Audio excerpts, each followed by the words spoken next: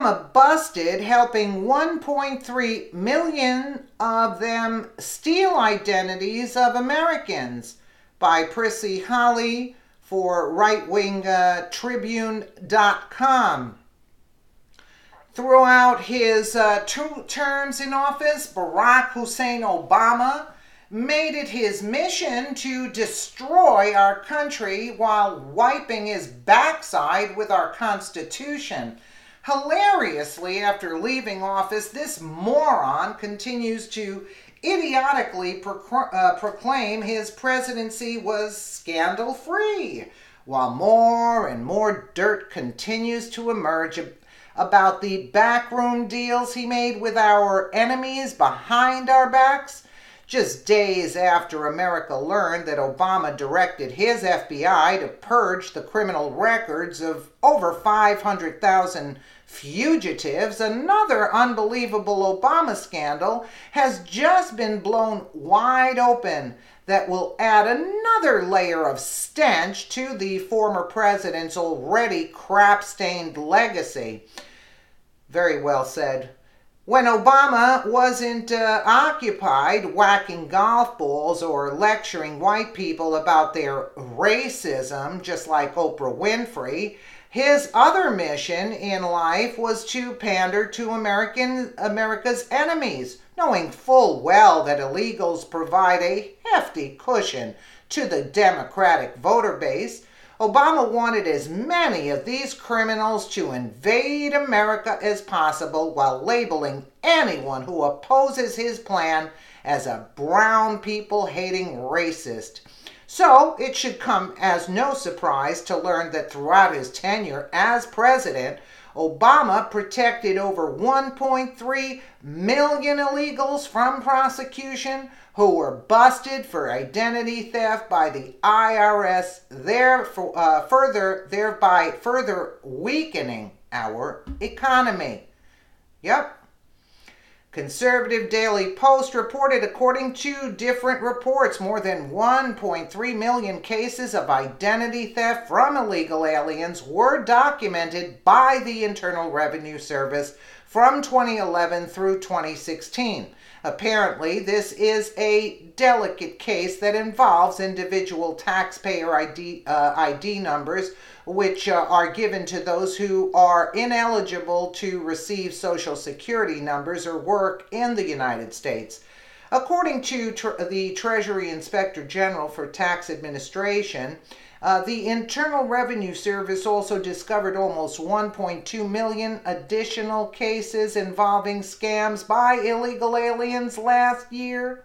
In these cases, a tax return was successfully filed by using a Social Security number that was either made up or belonged to someone else. As noted in different reports, the IRS calls this practice refund fraud. So let's just recap. 1.3 million illegals were stealing Social Security numbers that belonged to American citizens, and Obama covered it up? What's even more outrageous is that the IRS is refusing to spill the beans and will not say whether any of these cases were referred for criminal prosecution. These criminals were basically allowed to get away with identity theft with no repercussions of being prosecuted.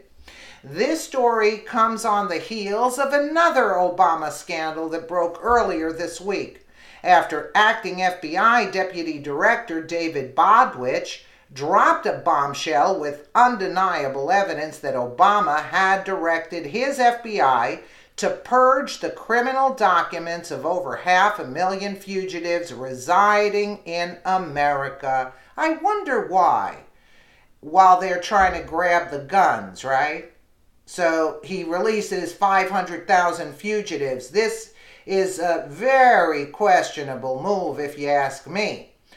Acting FBI Deputy Director David Bodwich, according to the Daily Wire, Bodwich testified before a Senate hearing revealing that Obama's Justice Department forced the FBI to delete over 500,000 fugitives who had outstanding arrest warrants from the National Instant Criminal Background Check System, NICS.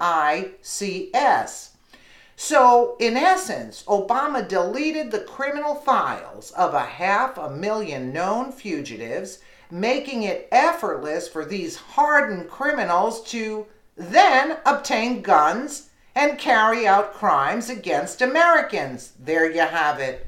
There you have it. So meanwhile, disarmed the law-abiding Americans and then let 500,000 fugitive criminals run rampant through the states of America, right? How convenient. So according to the Daily Wire, it's my understanding that under federal law, fugitives cannot legally purchase or possess arms.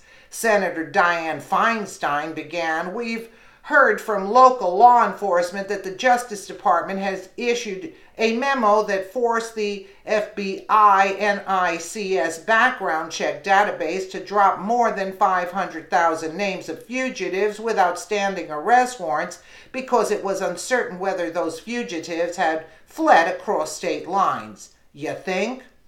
Mr. Bodwich, can you describe why this determination was made by the Justice Department? Feinstein asked. By the time you ask Feinstein, the criminality has taken place. Give it a rest, Feinstein. Retire already. You're a mess. She's asking questions after the fact. By the time they ask the questions, the crimes have already taken place. That was a decision that was made under the previous administration, Bodwich replied. It was the Department of Justice's Office of Legal Counsel that reviewed the law and believed that it needed to be interpreted so that if someone was a fugitive in a state, there had to be indications that they had crossed state lines. Let's not forget that the textbook definition of treason is aiding and abetting the enemy of the United States.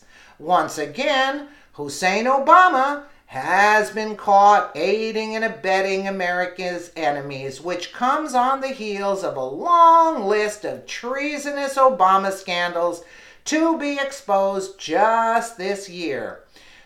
So, in other words, why is this Barack Hussein Obama still walking around? That's a very good question. We, the little people, now hear of these kinds of crimes, yet the guy is playing golf as if nothing is going on. Because you know why? He thinks that the people of this country are too stupid to do anything. And basically, all the people in office, they're doing nothing but scratching their heads, like Feinstein asking the question now, like now you're asking it, and then how much money would it take to track down 500,000 fugitives, right? How much money would that cost? So, in other words, bankrupt the country where they can't even go after the criminals, you see? Let me know what you guys think in the comments below. And again, thank you so much for watching.